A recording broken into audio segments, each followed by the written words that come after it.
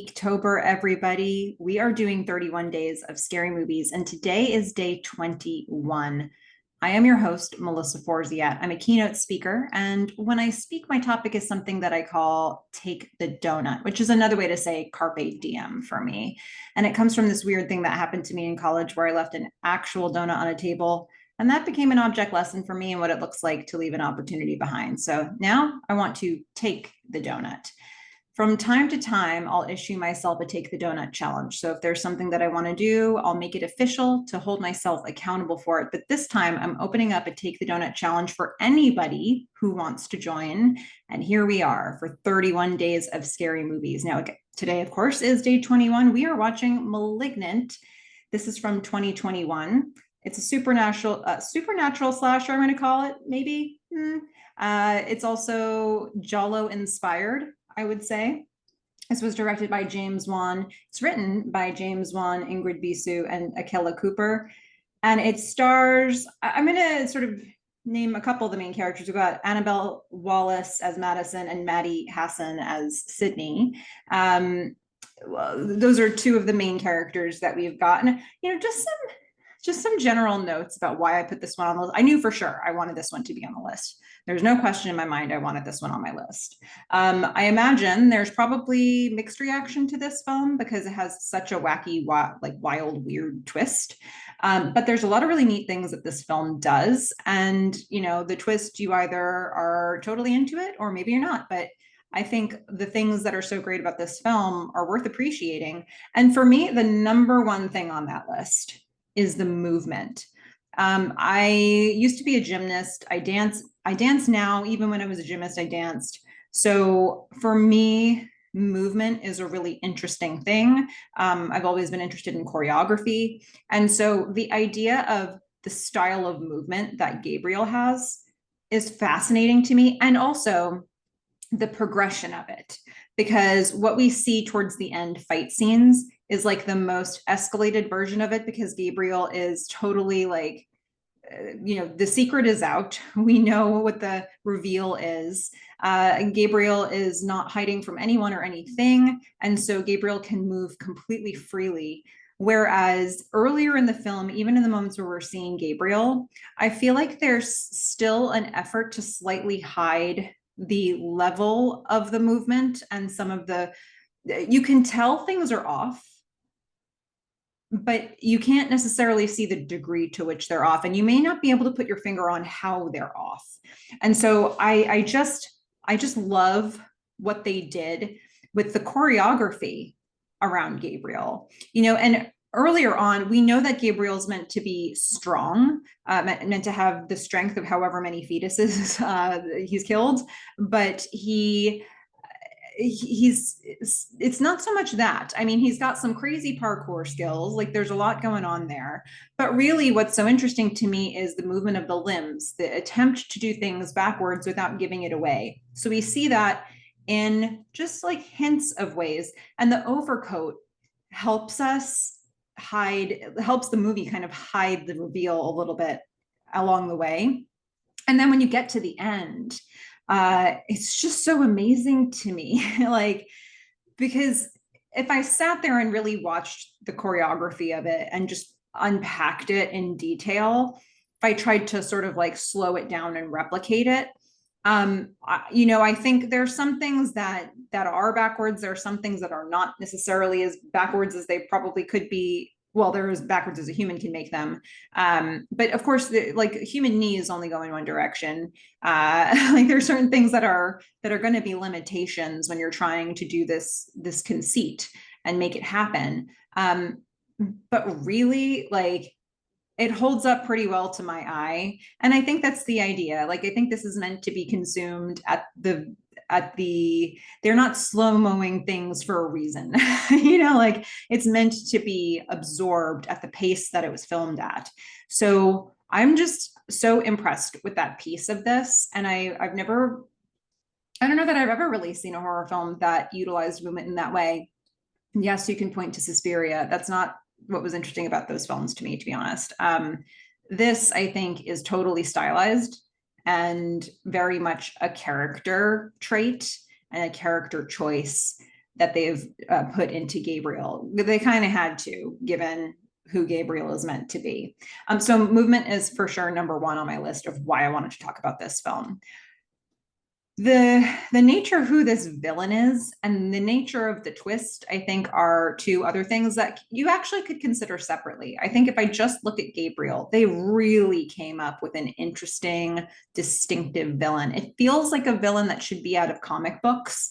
I feel like I can see the comics of this.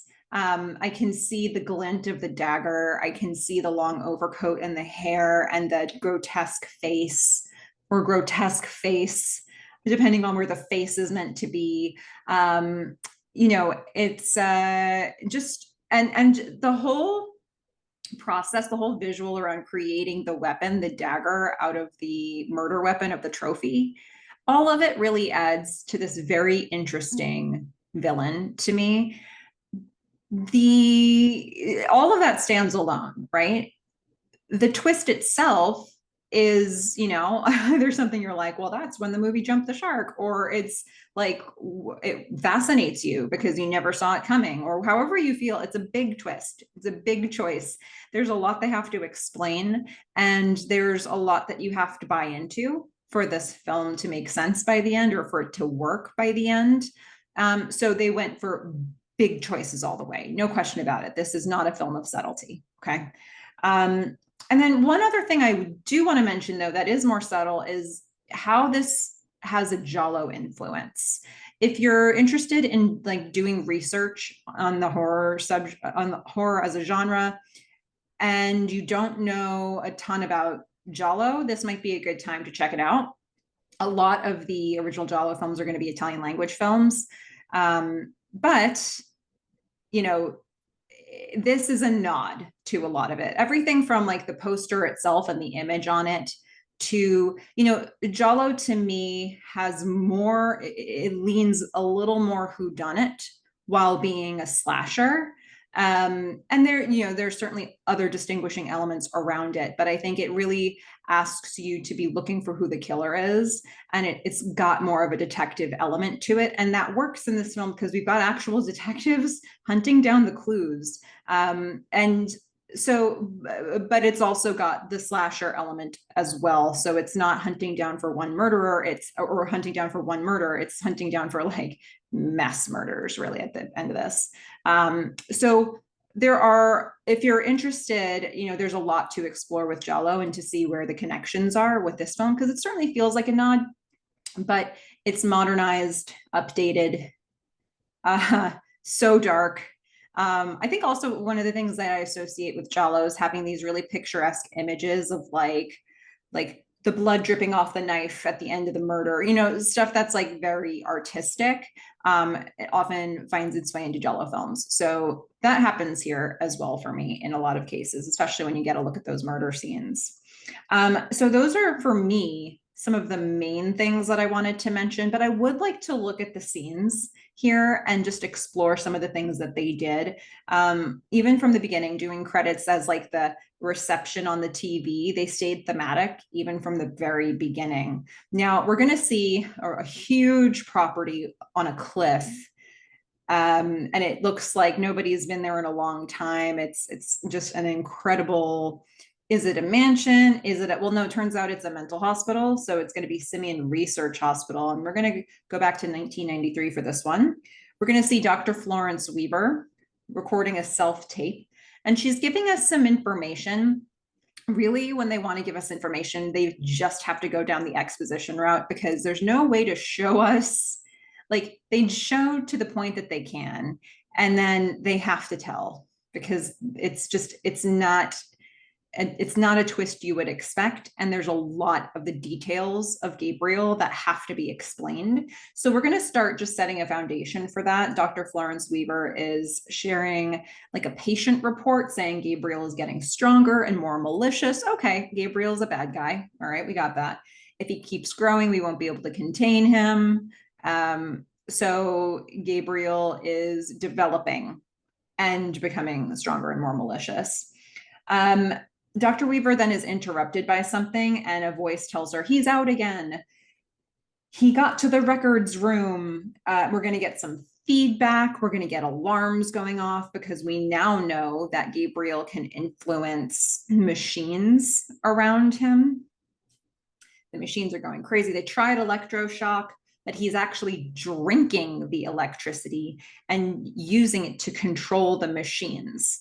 So part of the way this film can work is if we understand how Gabriel operates, because he has some very specific things that he can do and ways that he survives and sort of coping mechanisms, very survival based coping mechanisms. So like physical survival based, that's what I mean. So he's drinking in the electricity, he controls the machines. We're seeing that he can kill people, he can throw people back with incredible force, breaks a man's arms. We're going to see a lot of limbs broken with like, what is it, a compound fracture when the bone comes through the skin. I mean, injuries that a normal person probably would not be able to inflict so easily. He can explode the lights. So strength, yes. Ability to control machines and electricity, yes. Dr. Weaver's going to shoot a tranquilizer into Gabriel, and they're going to strap Gabriel into a chair. He's shrieking, and through the radio, he speaks, "I will kill you all." So we now find he is capable of broadcasting his thoughts. He can do it through a radio. He could do it through a phone. We see some of these devices used as we go on to actually get words from Gabriel. Dr. Weaver's going to say the famous line from this film. Well, I'm saying it's famous. "It's time we cut out the cancer." I mean, this film has some one-liners in it for sure. Most of my favorite ones are going to be from Detective Moss, who's coming in later. But for now, we'll get this one. We're going to get credits over like patient reports, medical procedures, excising something from a brain. You're seeing a lot of information here, but you don't know what to do with it yet. And if you were to watch the opening credits back at the end of the film, you'd have a different context for what you were seeing. So it's kind of neat that they were able to give so much away without giving the whole movie away. Okay, we're going to go to daylight. It's present day now. Madison pulls up to her house. She's pregnant and in discomfort. She's feeling some pain. She's got headaches. And her boo, Derek, is home. I don't think I've ever said the word boo before, but here it is recorded on the video. He's watching TV and she's like, "My baby's giving me a hard time." He's like, "Maybe you shouldn't go to work." She's going to shut off the TV because she needs some rest. He gets annoyed about it. Derek is a rather thin character. Let's be honest. We're just supposed to know this is a bad guy. He is solely there to service this plot. So he's getting annoyed at being interrupted. He's like, "Maybe you should stop getting pregnant." Feel like that's a two-person thing. Doesn't seem like that could all be on her, but hey, whatever, Derek. The doctor said this could happen again. He says, "How many times do I have to watch my children die inside of you?" The man has rage. Now, granted, sounds like there's been a lot of miscarriages, so they're both coping with something. But he's the jerk. They're going to fight a little bit verbally, and apparently that escalates enough for him to throw her into a wall so that the back of her head smacks it. Derek, this did not warrant that. Nothing really warrants that, but this definitely does not warrant that. Get a hold of yourself. So she's in pain. She's feeling the pain in the back of her head now. It's not just the headache that she had before. He's like, "Oh, I'm going to get ice for you. I'll take care of you, baby." We all hate this. We hate you, Derek. So he's going to leave to get her ice. She's like, "Great." She shuts and locks the door. She's bleeding out the back of her head. We're going to see that a bunch of times, especially in the early minutes of this film. And then he comes back. He's going to apologize through the door. It'll never happen again. We've heard your story before, Derek. So it's nighttime that night.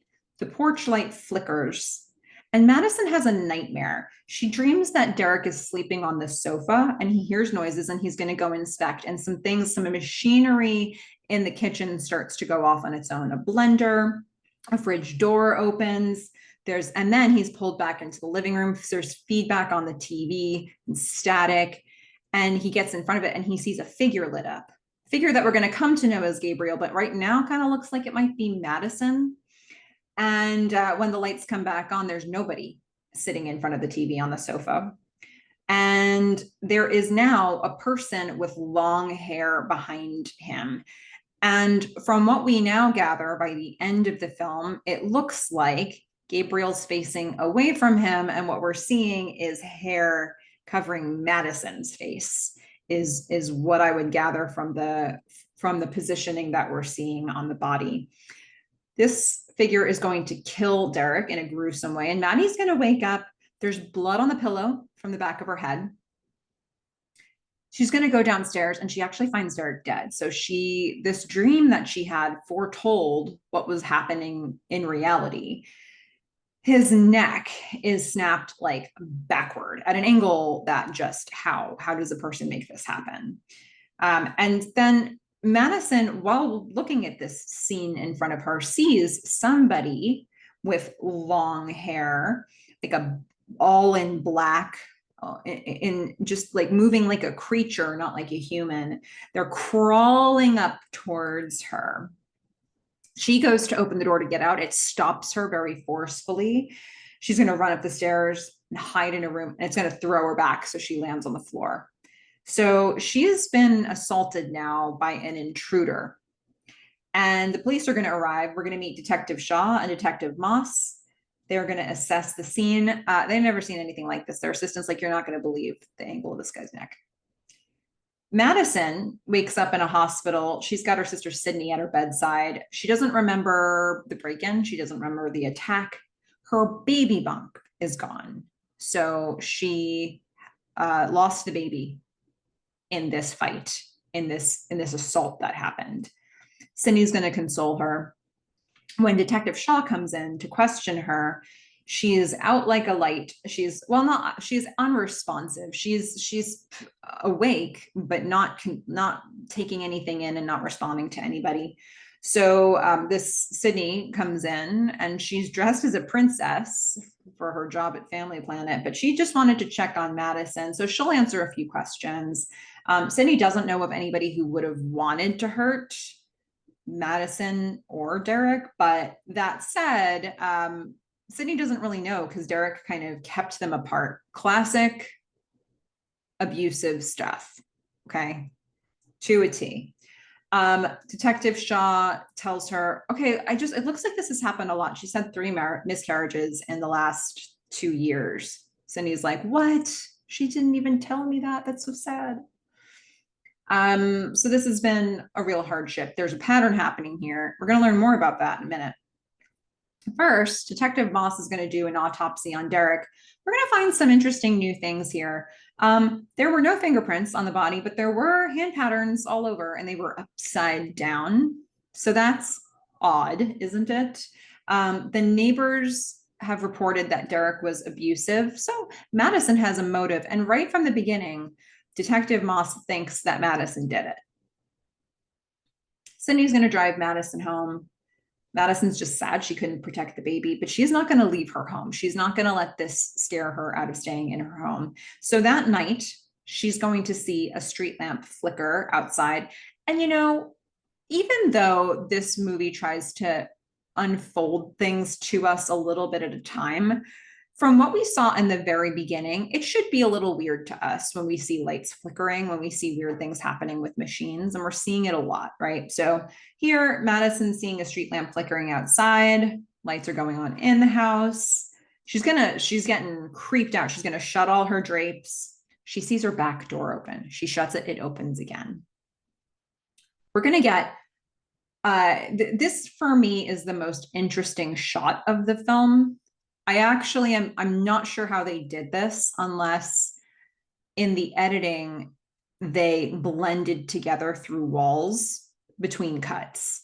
Because what we're going to get here is Madison is going to run through the house away from whoever may be chasing her, whoever may be in the house.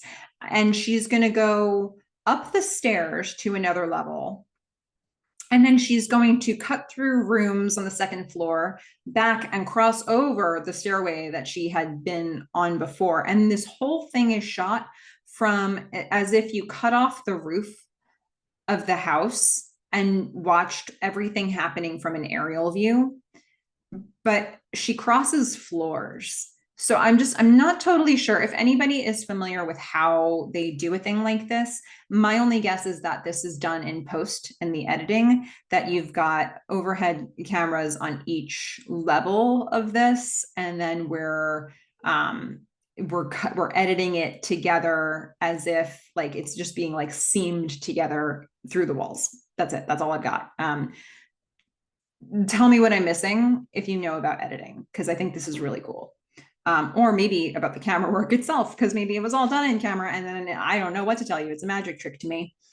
Okay, so she is running through the house and she's saying, it's all in my head. It's all in my head. It's all in my head. She's trying to calm herself down. And the thing is, it is all in her head. So like by the end of the film, that becomes very resonant for us. And we know it was true. And they actually gave away the entire plot in the beginning and we don't even know it. Okay, so it's night still, the house goes quiet, the porch light flickers, and then we're gonna get to the next morning where Madison is getting tools. She's gonna put some locks on the doors because like this, she needs some control over this situation. We're gonna get another aerial shot of the house, sort of like pointed down, nice shot.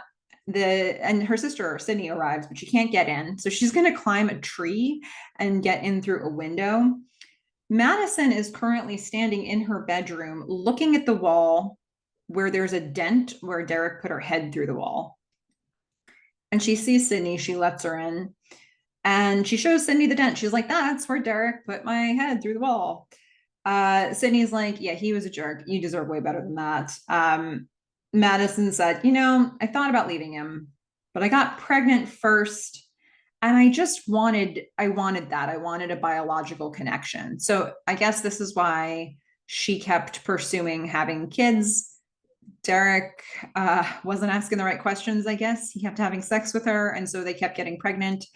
And she wanted a biological connection. So she was keen to pursue this.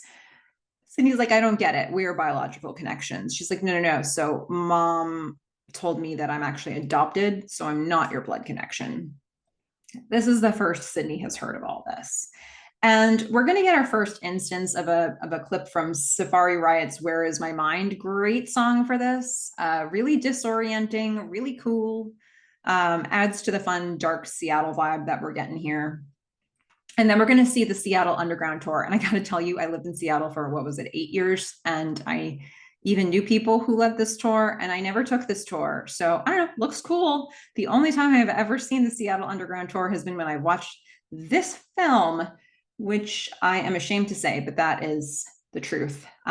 So we're going to see Jane Doe. We're going to name her later, but for most of the film, this is Jane Doe. She is giving a tour. The tour is over and the lights start shutting off on their own when she's alone in the Seattle Underground Tour area. She's like trying to warn the intruder away, whoever it is, and she hears noises and she runs.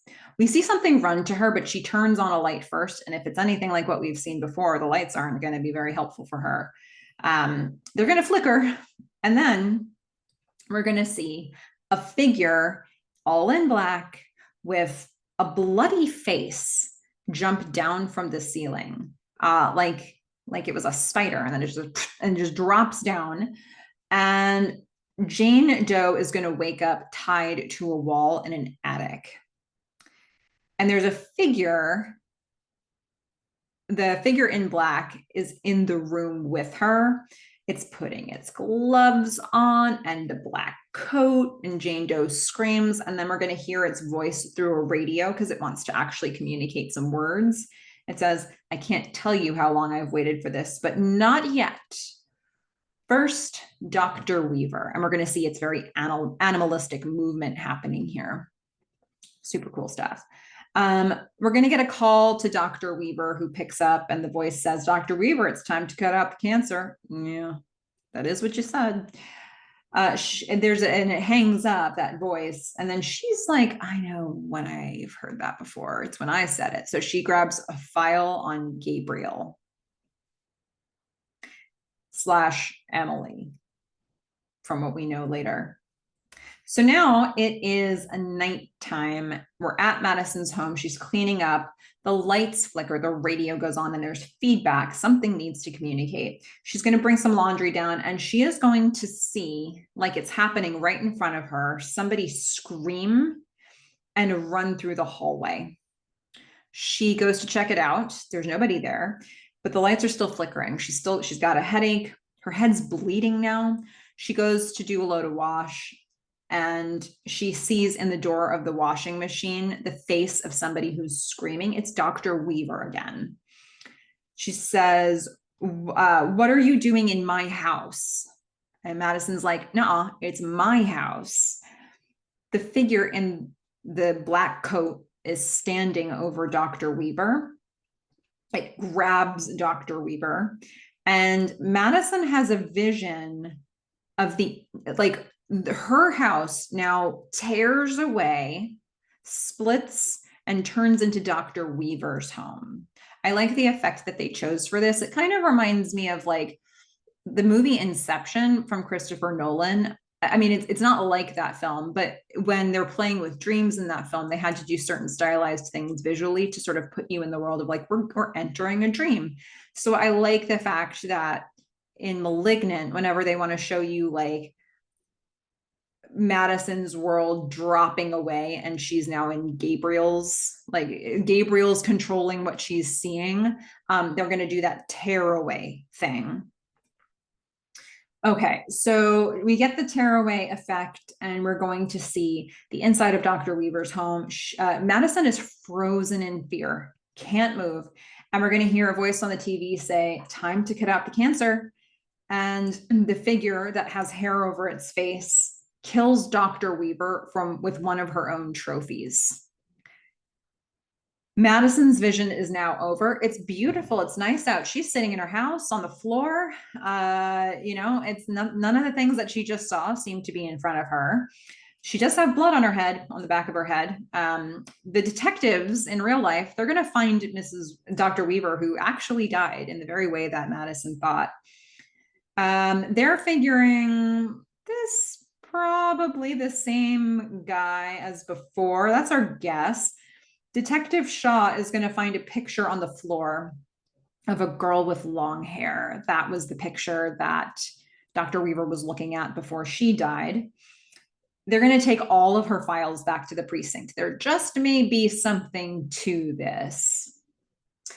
Okay, so now we're going to see the figure, the figure in the black coat is in the attic, in what seems to be a workshop in the attic, and they took the murder weapon, the trophy, and they're fashioning it into a dagger, a really cool looking dagger that's going to be a distinctive weapon for this figure.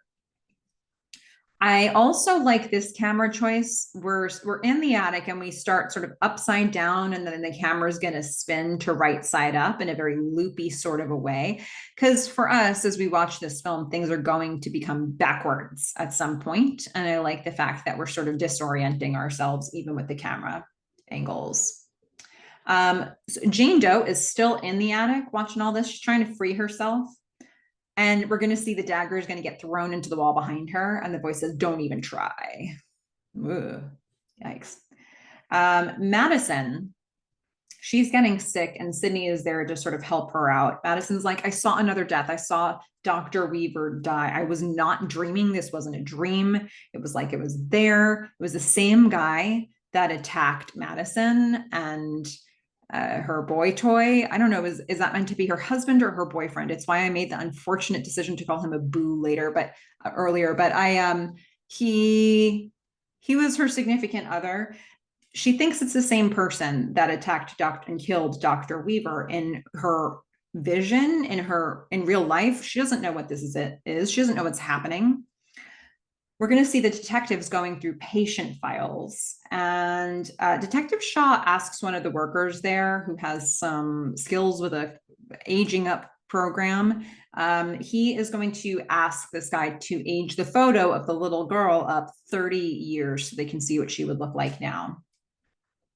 Now we're going to move on to the next kill. We're going to see a window that shows us a lot of the Silver Cup Hotel neon sign.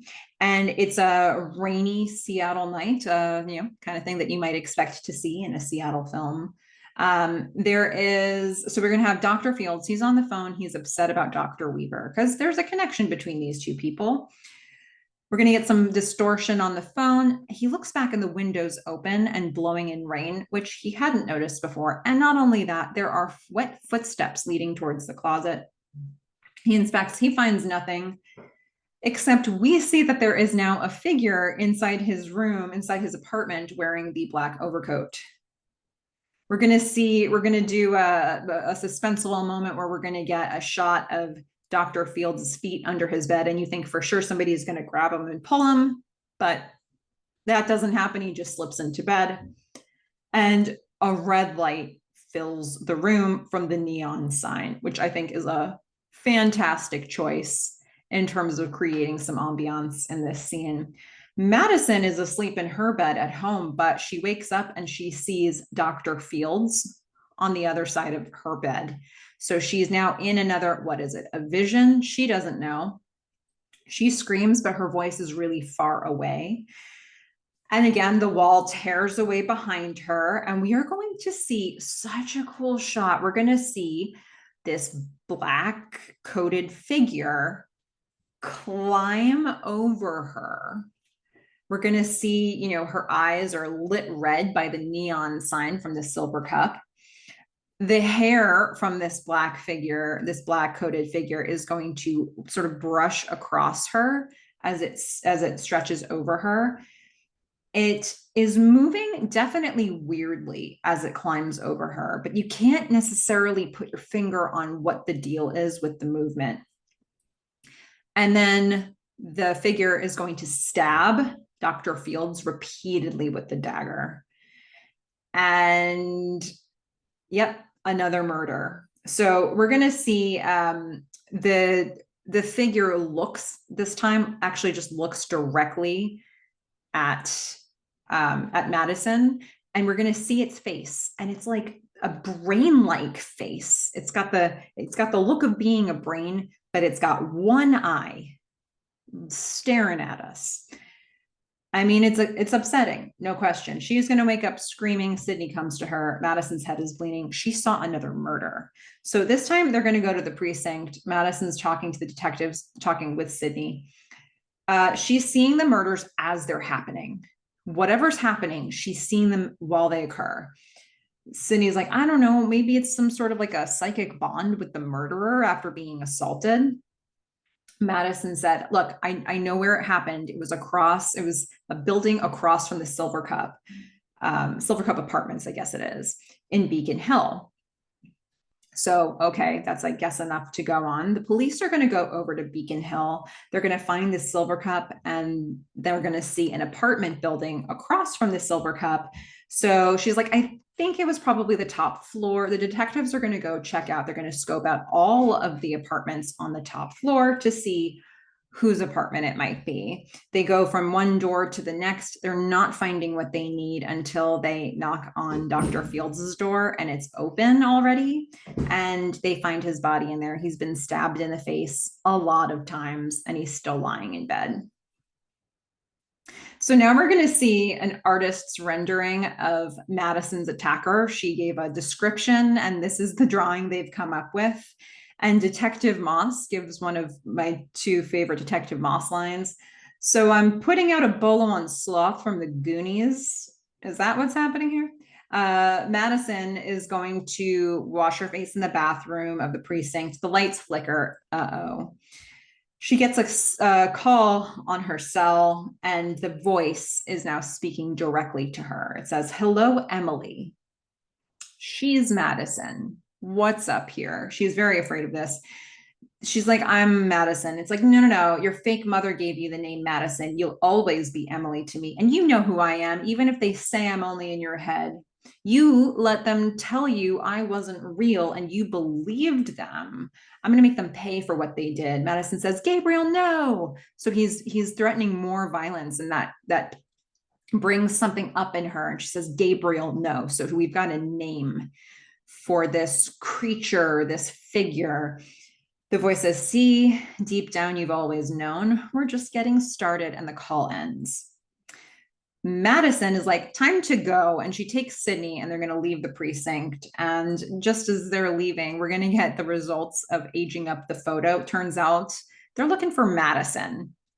She was the doctor's patient, so might need to question Madison a little bit more. Sydney and Madison are driving. Sydney says, look, if we tell the cops, they can trace the call. Madison's like, yeah, and they'll also think that I did it.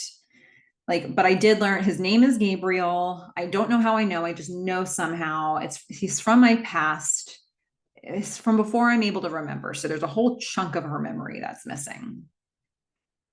So Madison and Sydney go on a little field trip. They're going to find Madison's adopted mom, Sydney's real mom, or biological mom, I should say.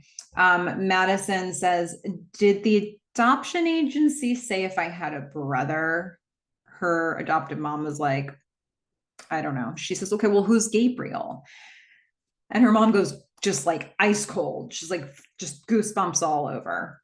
She's going to show, she's like, instead of telling you, I'm just going to show you. So she's going to turn on a VHS tape. She's going to pop that into the VHS tape player.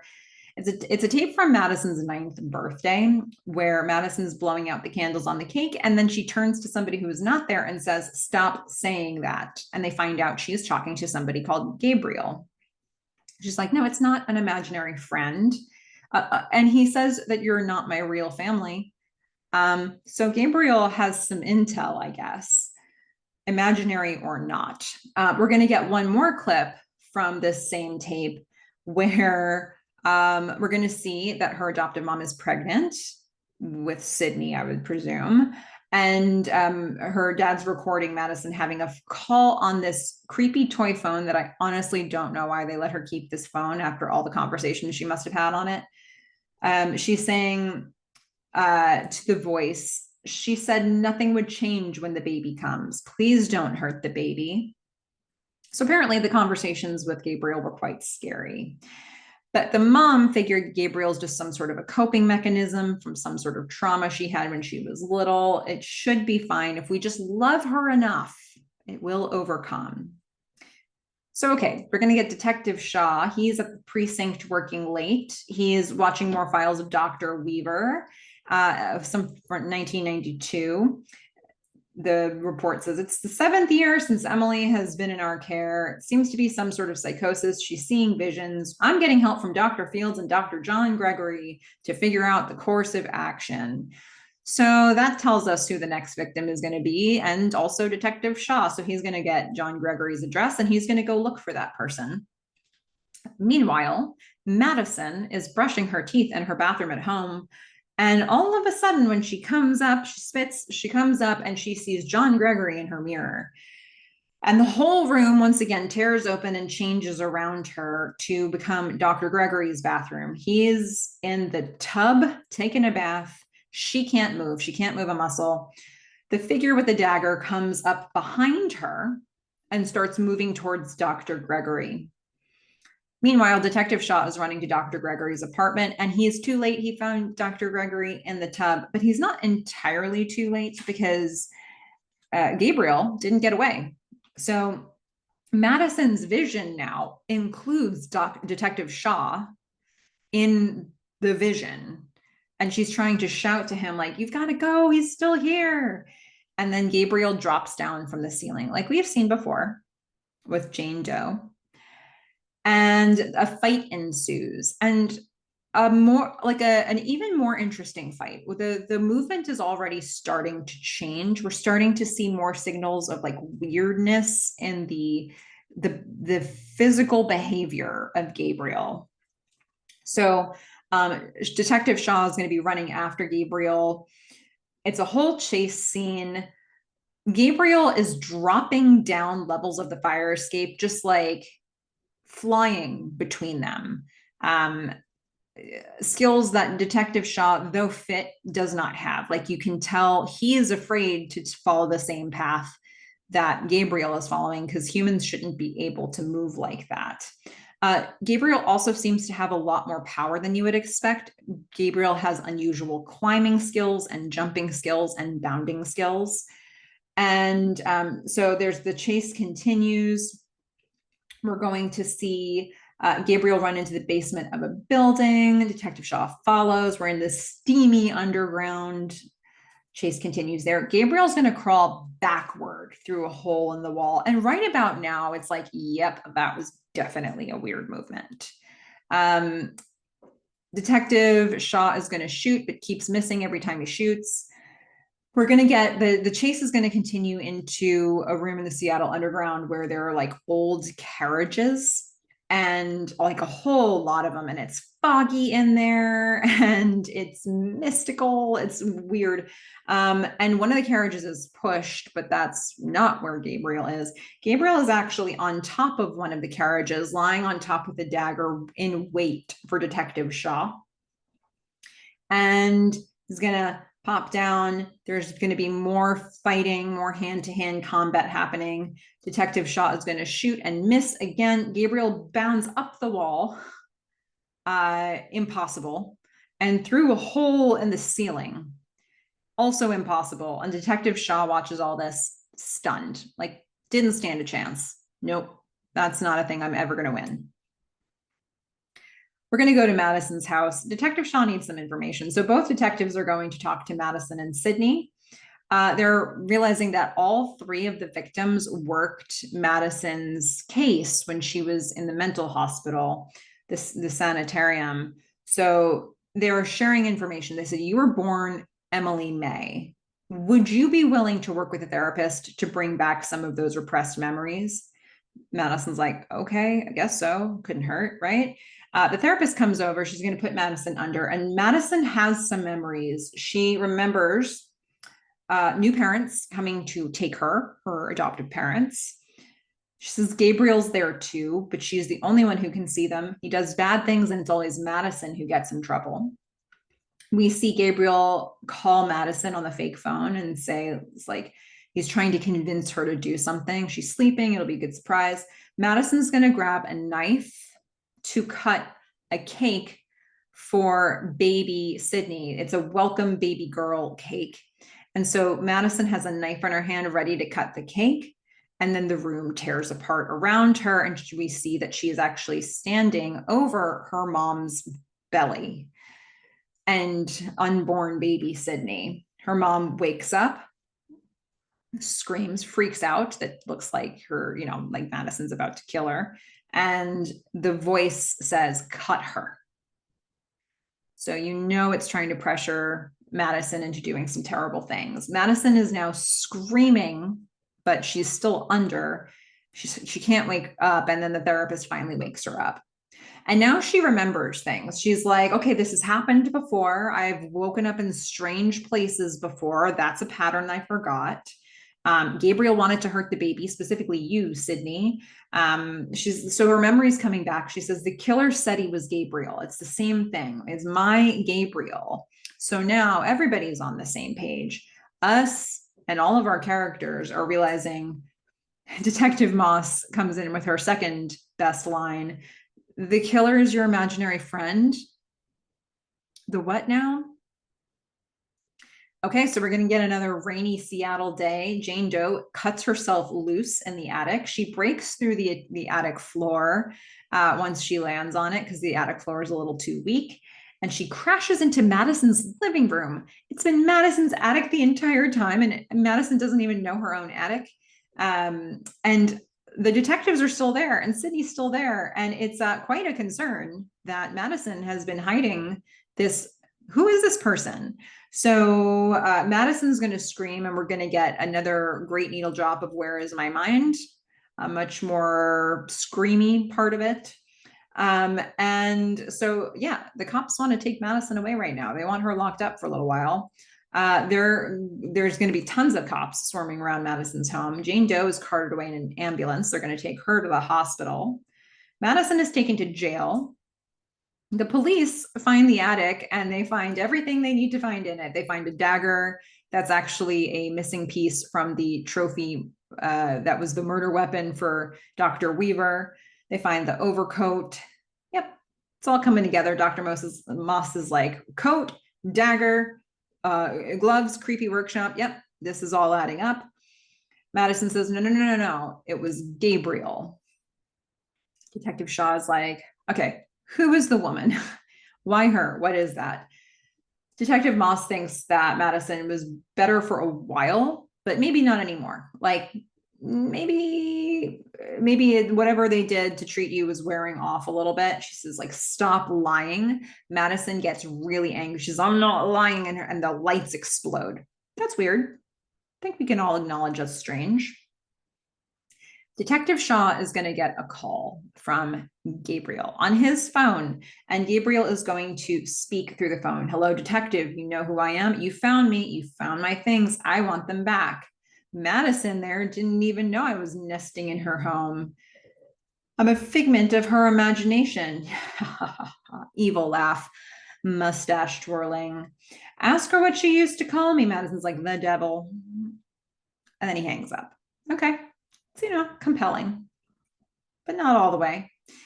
So Sydney needs to start finding some new ways to help. She's going to go to her mom's. She's going to find out the name of the adoption agency, Guiding Light Adoption Agency. She's looking for it. She's going to find, she goes for a ride.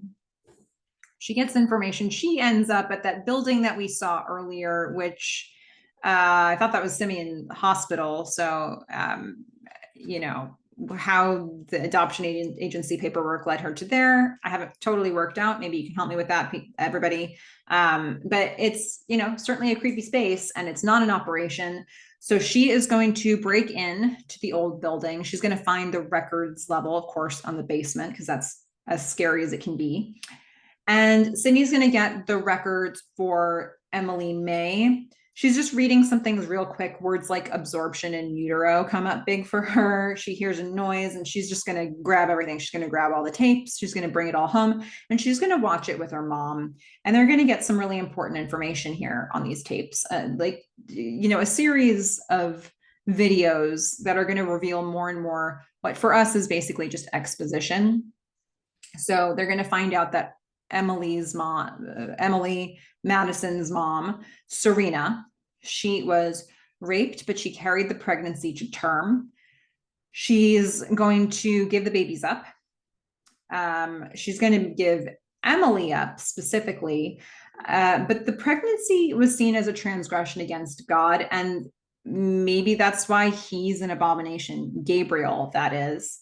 So she's saying, like, I hope they'll look after Emily because she's going to give up Emily, but they're going to do something about Gabriel pretty soon. Sydney looks at all of it. She's like, I was told that her mom died in childbirth.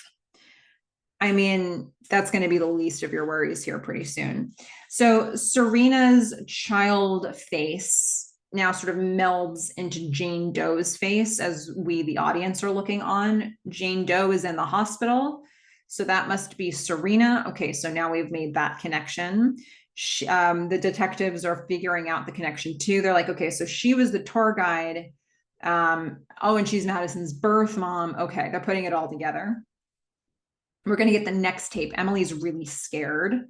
She's older now. She's been born and she's really scared.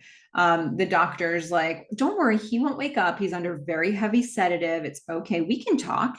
And we notice that you're becoming aggressive, maybe because Gabriel's telling you to do things, right? Okay. We find out that Gabriel has been making her strong. Gabriel wants her to kill. He sometimes speaks words. Sometimes the words are in her head and they're more like feelings. He is the devil. Okay. So saying that he's strong is helpful. We still don't know how he gets to be this strong. So we'll get more information on this soon. We are going to see now in this tape, the camera goes to the other side of Emily, to the back of Emily. And we now see that there's basically a whole other body on the back of Emily connected at the head, but it's a very underdeveloped second human on the back of her, or fetus on the back of her. It's got partially like a little bit of a skull-ish face that's just sort of brain tissue. It's got what looks like partially a chest and then little spindly arms. And it's very angry and it's trying to fight. It's trying to throw its hands. So Dr. Weaver says, we need a lot more exposition here to explain what just happened. We are not expecting this, okay? Of all the things you thought might be happening in this film, did you think it was this? Probably not. So Dr. Weaver is like, well, here's the deal. Gabriel is an extreme version of a teratoma. He's a tumor. Also, a parasitic twin is basically how you would know that. Imagine two embryos developing in the womb, and they don't develop the way they should, and one's going to be dependent on the other as like a parasite, for example. Gabriel is feeding off of Emily. So we're learning all this really important information. Meanwhile, we're seeing some images of what's happening for Madison, and we're seeing that she is in jail right now, and there's a bunch of women eyeing her. She doesn't want trouble, but they're starting to gang up on her, and they're going to bully her pretty soon. We're going to get the next tape, Emily and Gabriel again. Gabriel sees things. They're doing experiments. Gabriel can see a thing, and Emily knows what he's seeing. So apparently, Gabriel can affect the part of her brain that processes visual stimuli. He makes her see what he wants her to see. So this is why when he's going to commit a murder, he makes her think that she is in her home, but uses her physical body to commit the murder while she thinks that she's just chilling, or she thinks she's watching it from afar as a vision. It's very elaborate, Gabriel. That's cool. Madison is being bullied in jail right now. They're kicking her. The ladies are stomping on her. And then we're going to see, we need to escalate things with Gabriel on the VHS tapes. We need to see that Gabriel has fighting skills. Gabriel is fighting and is going to get electroshocked, and is just generally ornery. Madison is in jail. Her head's bleeding. She starts to seize and the lights burst. So Gabriel's going to try to communicate through her. And we are going to then get a little more information from Dr. Fields on the tape. He says, Gabriel tricks her mind and makes her think she is living a life as normal. He places her in a mental prison. Gabriel hijacks her body and uses it himself. Aha. Okay. So apparently they've got all this information in tapes and they just hid it away. Cool. We then see a little bit more on the VHS. We see surgery is happening to cut out Gabriel from Emily. But if they try to remove him completely, they'll probably kill Emily. So they'll remove as much of Gabriel as they can remove. And whatever's left, they're just going to tuck it back into the back of her skull. And, just suppress it. That should do it. So we are now in jail. Madison is screaming because Gabriel's trying to come out of the back of her head. Gabriel is screaming as well. Gabriel overtakes her and she stands and her bones sort of crack back because we need to start explaining how her elbows and knees work when she's moving backwards, which is something they've been able to hide with her coat, but right now she doesn't have that on because it's in evidence. And so this is a particularly interesting scene to me because the joints are very noticeable. She is walking backwards. She starts fighting the women in jail backwards. Madison's face, I don't know where to point for that, is completely unaware of what's happening. It's like in a daze. But Gabriel is extremely strong, as we were told Gabriel would be, kills everybody in the cell. The guard comes in and Gabriel uses the last woman he was fighting as a shield from the guard's shots and then kills the guard and takes his keys, busts out. Sydney is going to share all of her. She runs into Shaw at the precinct and she's like, I've got so much to tell you. Gabriel is in Madison. He's like, what are you talking about? He's like, yeah, he's controlling her body like a puppet. She said, and she's like, okay, so when Derek smashed her head on the wall, it woke Gabriel up, and now he's running amok in Madison's body. And apparently, we find out, the woman who fell out of the attic is Madison's mom. So we're all on the same page now. Great news. Although I'm not so sure that Shaw totally believes the bit about Gabriel overtaking Madison's body until, just give it a minute, we're going to see the evidence room at the precinct. Gabriel really wants his stuff back. He only knows how to kill. He only feels really comfortable when he's got his special dagger and his safety overcoat. So he's going to go get those things. An assistant's hiding in the evidence room and sees Gabriel come in. He's doing the backwards walk thing, gets all his stuff, the gloves, the dagger, the coat, puts it on, and then proceeds to mass murder almost every single person in the precinct. They've got guns and it doesn't even matter. He's got a dagger, they've got firearms, and ask me who's the better fighter. Gabriel. I am just blown away by this entire fight scene. I mean, look, some of it looks like they had to do some effects in post, but some of this is definitely a stunt double, probably a contortionist. I think I looked up the name of this contortionist at one point, and I don't have that name in front of me right now, and I really should have. She did incredible work because there's stuff that they had to do practically with the body. And then how they edited all this together and where they did the effects, I am not 100% sure, but there is certainly some motion that does not look like a real physical motion. But just the very way they manage the movement, not only with how Gabriel moves when it's just Gabriel, but also when he's trying to do hand-to-hand combat with people, because he has to do every single thing backwards, and it has to look like her back is his front, basically. And what limitations would that create for you if your arms could only bend the opposite way from what we're used to, or your knees for that matter? So I just really enjoy this scene. I think it's so amazing, so cool, so fun to just let it sort of wash over how strange and weird it is, but also really deadly. So everybody's getting killed. We're going to see Detective Shaw sees Madison's face just in a complete daze, not knowing anything's happening, and he calls to Madison, trying to wake her up. She can hear it, and so then all of a sudden her brain flashes. She's in the prison cell and realizes that what she thought were all of her cellmates perfectly fine next to her is actually a bunch of dead cops in the cell with her. So what she's seeing isn't necessarily what's there, and that's becoming very clear to her.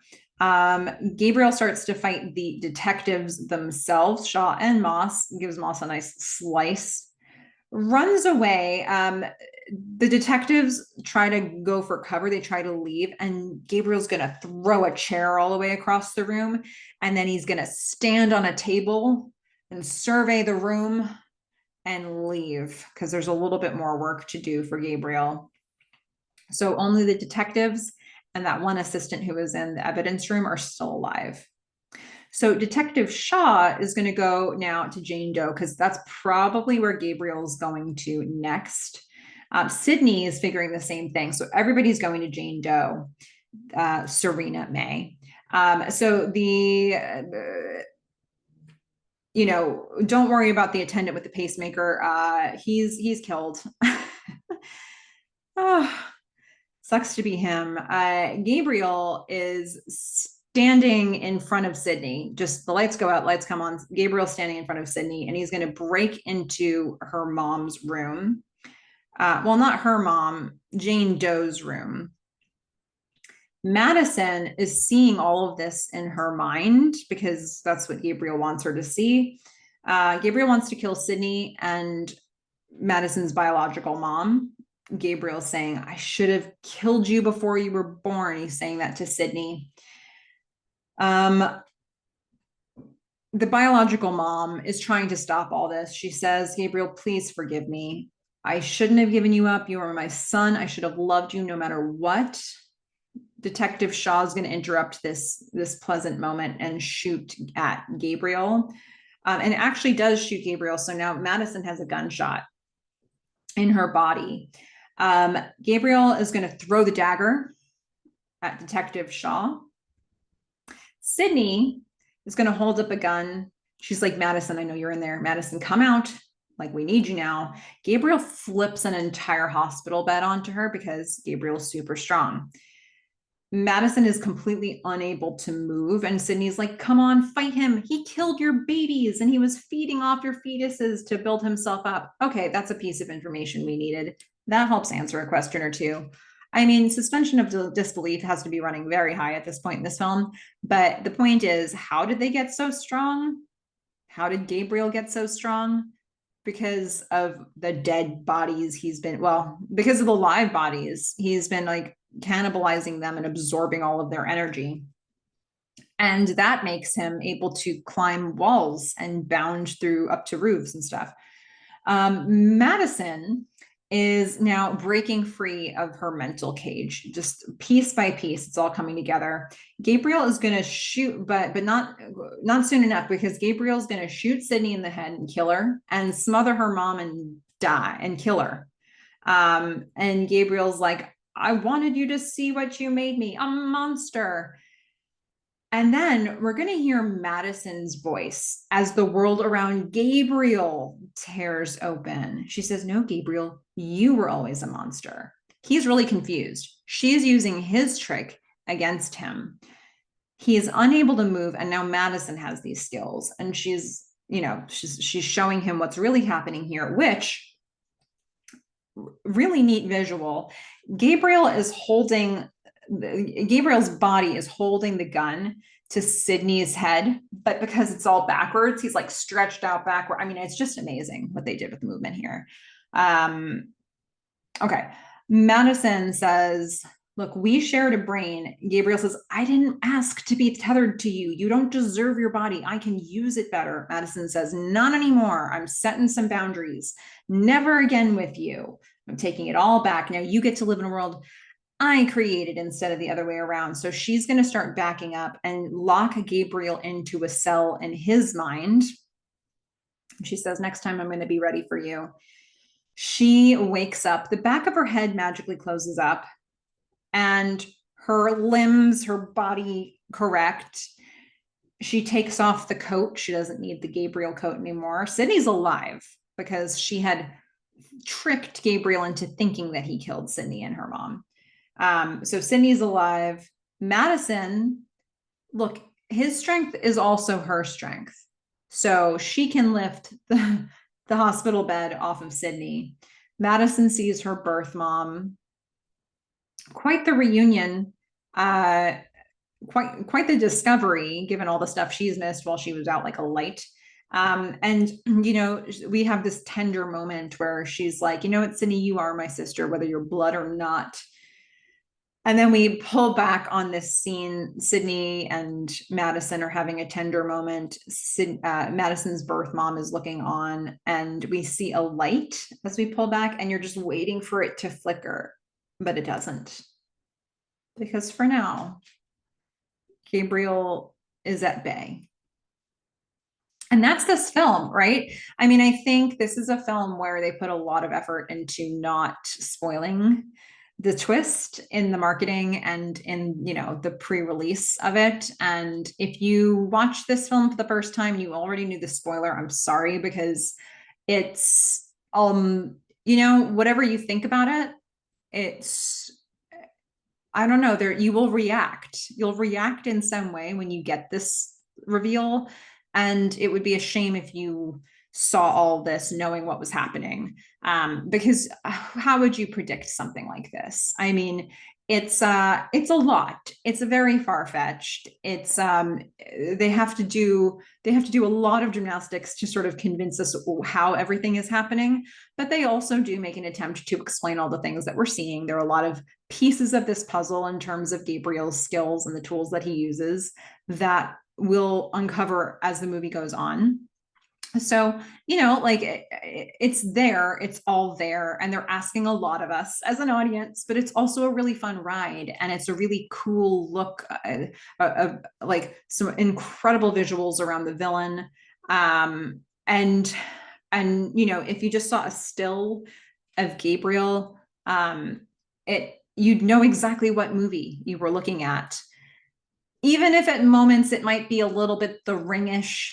It's not, in terms of the look of the villain, or the look that we're seeing for Gabriel. But I think it's so distinctive in that way. And again, physicality wise, just incredible work that they did here. And that's what I thought of Malignant. The question is, what did you think of Malignant? I would love to know your comments on this movie. And even more importantly than that, or just as importantly as that, I would love to know your thoughts on how scary this film is, because my scary meter is busted. I have watched so many horror movies over the years that I'm just desensitized to them. So, you know, in case any of us want to make recommendations to people in the future and need to know how scary a movie is, let's everybody bust out their scary meters and rate this from 1 to 10. 1 being not scary at all, 10 being this is the scariest thing I've ever seen, and anywhere in between. Let's see where we land with this. And next time we are going to watch, it's going to be day 22. We're going to watch The Dark and the Wicked, which is a 2020 film, supernatural film, the third Brian Bertino film on this list of 31 days of scary movies. So that'll be fun. You know, it's going to be atmospheric when we get a Brian Bertino film, but that's what's ahead. And I hope you'll join me for that. In the meantime, happy EEKtober, everybody. Get spooky, get donuts.